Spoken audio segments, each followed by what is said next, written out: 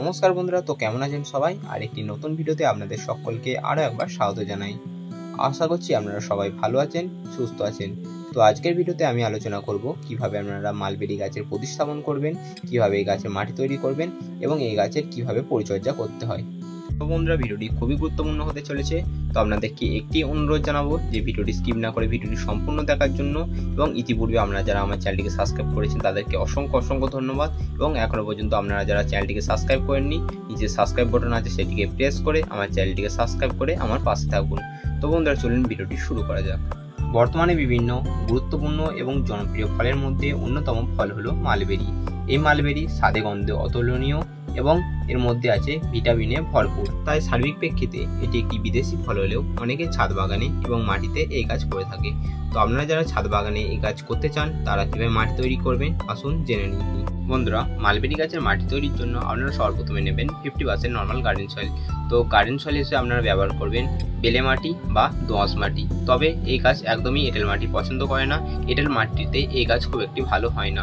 এবং বন্ধুরা, আপনারা যদি দোআঁশ মাটি বা বেলে মাটি না পান, আপনার বাগানে যে মাটিটি আছে আপনারা সেই মাটিটি ব্যবহার করবেন, তবে এঁটেল মাটি আপনারা ব্যবহার করবেন না। আর আপনারা নেবেন 30% ভার্মি কম্পোস্ট। আপনারা যদি ভার্মি কম্পোস্ট না পান তার পরিবর্তে পাতা পচানো সার বা 1 বছর পুরোনো গোবর সার ব্যবহার করবেন। যদি আপনারা গোবর সারটি ব্যবহার করেন সেক্ষেত্রে সেই গোবর সারটির বয়স কমপক্ষে 1 বছর হতে হবে।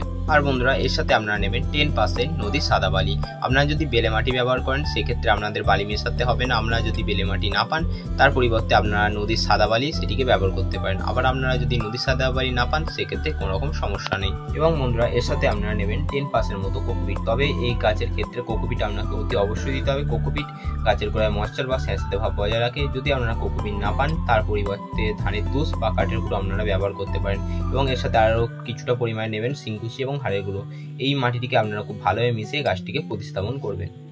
বন্ধুরা, গাছটি প্রতিস্থাপন করার পর গাছটিকে আপনারা ভরপুর জল দিয়ে দেবেন এবং গাছটিকে 3 থেকে 4 দিন শেড এরিয়া বা ছায়াযুক্ত স্থানে রেখে দেবেন। এবং বন্ধুরা, 3 থেকে 4 দিন পর গাছটিকে আপনারা আবার বার করে ডাইরেক্ট সানলাইটে রাখবেন। এরপর বন্ধুরা, চলুন জেনে নিই যে এই গাছে কি খাবার দেব, কোন জায়গায় রাখবো, কতটা পরিমাণে জল দেব এবং এই গাছে রোগ পোকার আক্রমণ নেই। বন্ধুরা, আমার এই গাছটি আমি প্রায় 1 থেকে 1.5 মাস আগে আমি নার্সারি থেকে এনেছিলাম এবং গাছটি প্রতিস্থাপনের কিছুদিন পর থেকে গাছটিতে ফুল আসতে শুরু করেছে এবং গাছটির মাথায় আমি পিঞ্চিং করে দিয়েছি। তার ফলে গাছে এত শাখা পোশাখা এসেছে। এবং বন্ধুরা, আমার গাছে আরও কয়েকটি ফল হয়েছিল যেগুলো আমি তুলে খেয়ে নিয়েছি এবং গাছে কিছু ফল আছে। তো বন্ধুরা, তো সবার প্রথমে চলুন জেনে নিই যে এই গাছে কি খাবার দেব। বন্ধুরা, মালবেরি গাছের খাবার হিসেবে আপনারা দিতে পারেন সরষার খোল পচানো জল। সরষাটিকে আপনারা কমপক্ষে 5 থেকে 6 দিনের জন্য ভিজিয়ে রাখবেন এবং সেটির সঙ্গে অর্ধেক প্লেন জল মিশিয়ে আপনারা সেটি গাছে 10 দিন অন্তর প্রয়োগ করবেন। এবং আপনারা দিতে পারেন কলার খোসা পচানো জল। কলারটিকে আপনারা ভালোভাবে কুচি করে কেটে নেবেন এবং সেটিকেও 5 থেকে 6 দিন ধরে ভিজে সেটির সঙ্গে অর্ধেক প্লেন জল মিশিয়ে আপনারা সেটা গাছে দিতে পারেন। এবং আপনারা মাঝে মধ্যে দিতে পারেন সবজির খোসা পচানো জল বা পেঁয়াজের খোসা পচানো জল, এটি আপনারা দিতে পারেন। এবং বন্ধুরা, এর সাথে আপনারা দিতে পারেন ভার্মি কম্পোস্ট বা 1 বছরের পুরনো গোবর সার। এবং বন্ধুরা, আপনারা যে ভার্মি কম্পোস্ট বা গোবর সার দেবেন তার সঙ্গে কিছুটা পরিমাণে শিংকুচি এবং হাড়ের গুঁড়ো মিশিয়ে দিতে পারেন। এবং বন্ধুরা, আপনারা যারা গাছে রাসায়নিক খাবার দেন তার রাসায়নিক খাবার হিসেবে আপনারা যে লাল পটাশ পাওয়া যায় সেই লাল পটাশ আপনারা 20 দিন অন্তর 1 চামচ করে আপনার গাছে দেবেন। তবে রাসায়নিক খাবার গাছে খুব বেশি দেবেন না, সেক্ষেত্রে গাছের শিকড় পড়ে যেতে পারে। এরপর বন্ধুরা, আসি যে এই গাছকে আপনারা কোন জায়গায় রাখবেন।